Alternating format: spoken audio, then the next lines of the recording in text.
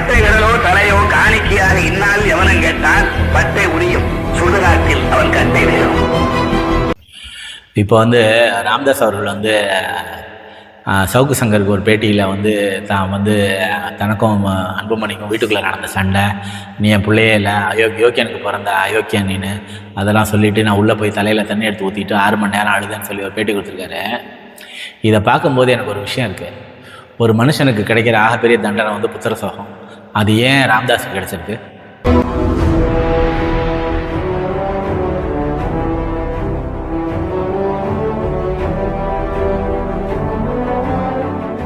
வணக்கம். Dravidian stock YouTube சேனலுக்கு உங்களை வரவேற்கிறேன். இந்த காணொலியை சப்ஸ்கிரைப் பண்ணி பாருங்கள், லைக் பண்ணுங்கள், ஷேர் பண்ணுங்கள், கமெண்ட் பண்ணுங்கள், தொடர்ந்து ஆதரவு தாங்க. நீங்கள் சப்ஸ்கிரைப் பண்ணி பார்க்கணுன்னு உங்களை அன்போட கேட்டுக்கிறேன். இப்போ வந்து ராமதாஸ் வந்து வார பத்திரிக்கை மாதிரி வார வாரம் வியாழக்கிழமை வந்து அன்புமணி பற்றின இதெல்லாம் வெளியிட்டுருக்காரு, குற்றச்சாட்டுகளை வெளியிட்டுருக்காரு. வீட்டுக்குள்ளே பேச வேண்டியதெல்லாம் வெளியில் பேசுகிறாரு ஐயான்னு சொல்லி அன்புமணி பேசியிருக்காரு. அன்புமணி என்ன பண்ணுறாருன்னா, வீட்டுக்குள்ளே நான் வேலையெல்லாம் பண்ணணுமோ அதெல்லாம் பண்ணிவிட்டு நல்ல பிள்ளையாட்டம் வந்து ஊரில் வந்து நடிக்கிறாரு. வீட்டுக்குள்ளே அன்புமணி எவ்வளோ மோசமானலாம் பேசியிருக்காரு அப்படிங்கிறத வந்து ராமதாஸ் அவர்கள் வந்து இப்போ பேட்டியில் சொல்லியிருக்காரு. அவர் இதுக்கு மேலே என்னால் சொல்ல முடியாது, அந்த அளவுக்கு என்னால் எவ்வளோ சொல்ல முடியுமோ அவ்வளோதான் சொல்ல முடியுங்கிற அளவுக்கு சொல்லிட்டாரு. அதில் வந்து ரொம்ப உச்சகட்டமாக ஊழல் பண்ணி சம்பாரிச்சாங்கிறத சொல்லலை, அந்த ஊழல் பண்ணி சம்பாரித்த காசுங்கிறத மறைச்சிட்டு பணத்தை கொட்டி கொட்டி கொடுத்து எல்லாரையும் தன் பின்னாடி அனுபவிக்கிறான், காரு அதெல்லாம் வாங்கி கொடுத்து அவங்கள வந்து இதெல்லாம் பண்ணுறான் அப்படின்னு சொல்லி அந்த குற்றச்சாட்டு வரைக்கும் சொல்லிட்டாரு. அந்த பணம் எப்படி வந்துச்சுங்கிறத இப்போ கேள்வி கேட்டால் அதில் ஒரு விஷயம், அன்புமணி வந்து எனக்கு தெரிஞ்சு 3 தடவை எம்பியாக இருந்திருக்காரு. 2 தடவை ராஜ்யசபா எம்பியாகவும் 1 தடவை லோக்சபா எம்பியாகவும் வந்திருக்காரு, சுகாதாரத்துறை அமைச்சராக இருந்திருக்காரு. இதில் எவ்வளோ சொத்து சேர்த்துருக்க முடியும்? ஆனால் பணத்தை கொட்டி கொட்டி தொண்டர்களை தான் பின்னாடி அனுபவிக்கிறான், காரெல்லாம் வாங்கி கொடுக்குறான், வீடு கார்லாம் வாங்கி கொடுத்து அவங்கள தான் பின்னாடி அனுபவிக்க வச்சுக்கிறான்னு பெத்த அப்பாவே சொல்கிறாரு. அப்போ இவ்வளோ பணம் இருக்குன்னா அது ஊழல் பணம் தாங்கிறத வரைக்கும் ராமதாஸ் வந்துட்டார். அப்புறம் வந்து நான் எல்லா இடத்துக்கும் வந்துட்டாலும் இந்த நீக்க முடிய பையனை வந்து கட்சியை விட்டு நீக்கிற அந்த இடத்த மட்டும் செய்ய முடியாமல் தடுமாறிட்டு இருக்காரு. வீட்டில் வந்து 2 பேரும் நடந்த சண்டையெல்லாம் அவர் வந்து எல்லை மாரி போய் அவங்க அம்மா விஷயத்தில் இவர் இதெல்லாம் ரொம்ப பேசி கடைசியில் அவர் வந்து நீ நான் யோக்கியனுக்கு பிறந்த அயோக்கியன் நீனு அப்படி நான் சொல்லிவிட்டு உள்ளே போய் தலையில் தண்ணி எடுத்து ஊற்றிக்கிட்டேன். அதுக்கப்புறம் 2 மணிலேருந்து 8 மணி வரைக்கும் அழுதேன் அப்படின்னு 6 மணி நேரம் அழுதேன்னு சொல்லி ஐயா சொல்லியிருக்காரு. அவன் போனதுக்கப்புறம் அதுக்கப்புறம் வெளியில் வருவார். இந்த வார்த்தைகள்லாம் சிஎன்ஆர் அவர்களோட வார்த்தை. யாராவது அன்புமணி குடும்பத்தாரோ வீட்டுக்குள்ளே வந்துட்டா உடனே ராமதாஸ் உள்ளே போய் லுங்கி கட்டிக்கிட்டு பனியன் போட்டுட்டு ரூமை விட்டு வெளில வர மாட்டார், அவங்க போனதுக்கப்புறம் தான் வருவாருங்கிற இந்த வார்த்தையை வந்து சிஎன்ஆர் அவர்களோட வார்த்தை. அது ராமதாஸே இப்போ சிஎன்ஆர் சொன்ன எல்லா விஷயத்தையுமே ராமதாஸ் சொல்லிட்டாரு. ராமதாஸ் இப்போ சொல்லாமல் இருக்கிற 2-3 விஷயங்கள் வந்து சுசிலா ராமதாஸ் பற்றின கதைகளை சொல்லலை அவர். அதையும் கூட விரசமான கேள்விகளாக இருந்தாலும் கேளுங்க நான் பதில் சொல்கிறேன்ற இடத்துக்கு அவர் வந்துட்டார். பத்திரிக்கைக்காரங்க தான் ஒரு மரியாதை கருதி ராமதாஸ் அந்த கேள்வியை கேட்காம இருக்காங்க, ஊடகவியலாளர்கள். அதனால் அது பதில் சொல்லாமல் இருக்கார். 2வது ஊழல் பண்ணி தான் அன்புமணி இந்த பணத்தெல்லாம் வச்சுருக்காங்கிறத அவர் சொல்லலை. 3வது விஷயம் வந்து அவர் வந்து இந்த ராமதாஸ் அன்புமணியோட செயல்பாட்டு இன்மை, அதாவது லீடர்ஷிப் இல்லாது மந்திரி பதவியை நடத்த முடியாமல், மந்திரி பதவிக்கு தாக்கு பிடிக்க முடியாமல் இருந்தது. அப்புறம் வந்து இந்த பொதுத்துறை நிறுவனங்கள்லாம் மூடினது, இது மாதிரியெல்லாம் அன்புமணி செஞ்ச மோசமான நடவடிக்கைகள்லாம் பற்றி ராமதாஸ் பேசலை, மற்ற எல்லாத்தையுமே பேசிட்டார். இப்போ வந்து இந்த புத்திர சோகத்தோட வலியை வந்து ராமதாஸ் வந்து ரொம்ப அதிகமாக பேசுகிறாரு, கண்ணில் தண்ணி வச்சுக்கிறாரு, அடிக்கடி தண்ணியில் வச்சுக்கிறாரு. இது வந்து எனக்கு எப்படி தெரியுதுன்னாக்கா, நான் ஒரு தடவை வந்து சித்ரா அவர்களை வந்து பேட்டி, அதாவது கோகுல்ராஜோட அம்மா சித்ராவோட பேட்டியில் வந்து ஒரு பேட்டி இருக்குது, அவங்களோட பேட்டி பிஹைண்ட் ரூட்ஸ்லேயோ கலாட்டாவாயிலையோ எனக்கு தெரியல. அதில் அவங்க ஒரு விஷயம் சொல்லியிருப்பாங்க. இந்த யுவராஜை வந்து கோர்ட்டில் சந்திக்கிற இடம் ஒன்று வரும் அவங்களுக்கு. அவங்க அப்போ வந்து பிரியாணி போட்டு யுவராஜோட அடியாட்டெல்லாம் வந்து அவருக்கு பிரியாணி போட்டுட்டு இருக்கும்போது ஒரு தடவை வந்து கோகுல்ராஜ் வந்து யுவராஜை பார்த்து கேட்பாங்க, என் பிள்ளைய இப்படி பண்ணிட்டேடா, உனக்கு ஒரு பிள்ளை இருக்கே அது எப்படிடா, உனக்கு 2 பிள்ளைங்க இருக்குமே அது வாழ்மாடான்னு சொல்லி ஒரு தடுமாறி ஒரு கோவத்தில் பேசிடுவாங்க. அந்த இடத்த வந்து அவங்க சொல்லுவாங்க.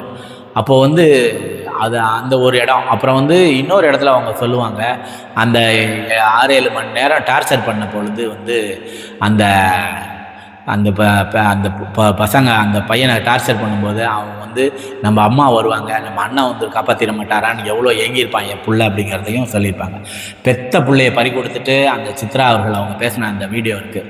இதுக்கப்புறம் வந்து முருகேசன் கண்ணகி கேஸில் வந்து அந்த முருகேசனோட அம்மா காலமாயிட்டாங்க. அந்த முருகேசனோட அம்மாவுக்கு வந்து அந்த இடத்துல அவங்க சித்தி தான் இருப்பாங்க. அப்போ வந்து அந்த முருகேசனை வந்து அவங்க தாக்கி கொள்றதெல்லாம் அவங்க வந்து கண்ணுக்கு நேராகவே பார்த்துருப்பாங்க.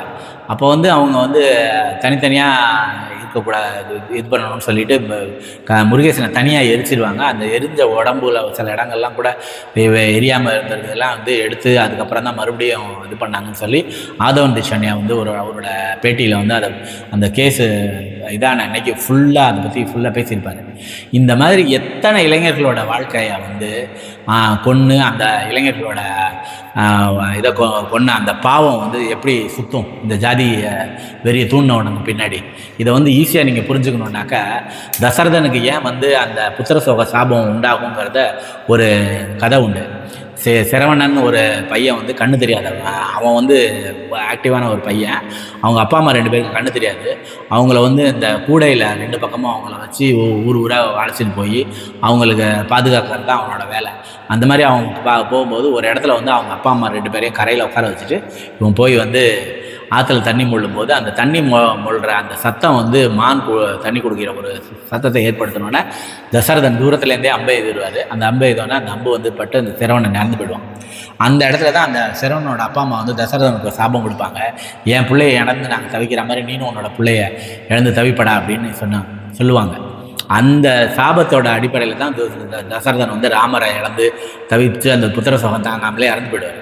இந்த கோகுல்ராஜ், இளவரசன், உடுமலை சங்கர் இந்த மாதிரியான ஜாதி ஆணவப்படுகளை பட்ட ஆண்கள் பெண்கள் இவங்களோட அத்தனை பேரோட பெற்றவங்களோட வைத்தறிச்சல் இருக்குல்ல, அது வந்து ஜாதி வரியன்களை சுற்றுது.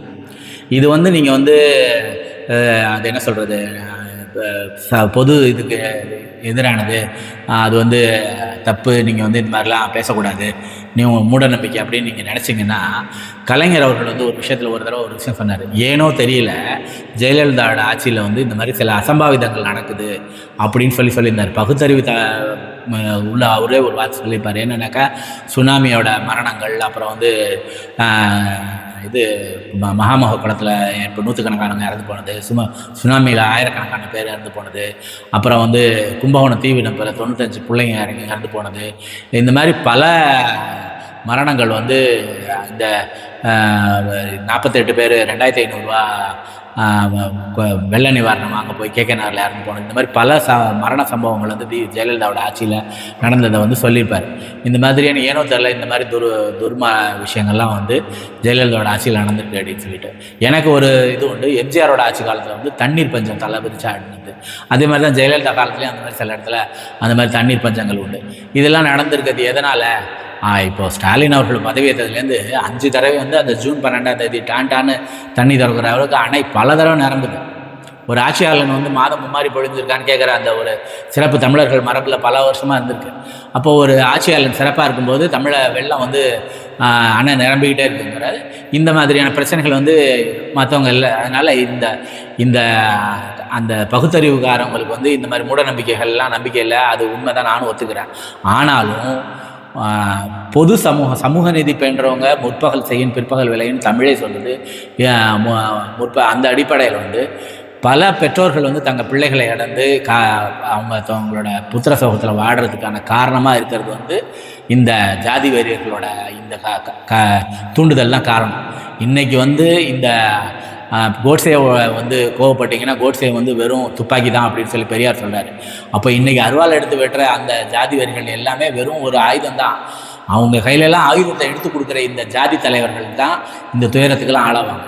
இன்றைக்கி அன்பு ராமதாஸ் வந்து எனக்கு தெரிஞ்சு அரசியல் தலைவர்களில் இவ்வளோ கண்ணீர் விட்டு தான் மகனை பற்றி இவ்வளோ கம்ப்ளைண்ட் புலம்புற ஒரு இடத்துக்கு ராமதாஸ் அவர்கள் வந்திருக்காருன்னா அதுக்கான முக்கிய காரணம், அந்த புத்திர சோகத்துக்கான காரணம் இந்த ஜாதி வரியர்களோட கொலைப்பள்ளியோட பாவம் சுற்றுதுன்னு தான் நான் நினைக்கிறேன். இது சரி தப்புன்னு நான் சொல்ல வரல, எனக்கு தோணுனதை நான் சொன்னேன். நன்றி, வணக்கம். சப்ஸ்கிரைப் பண்ணி பாருங்கள்.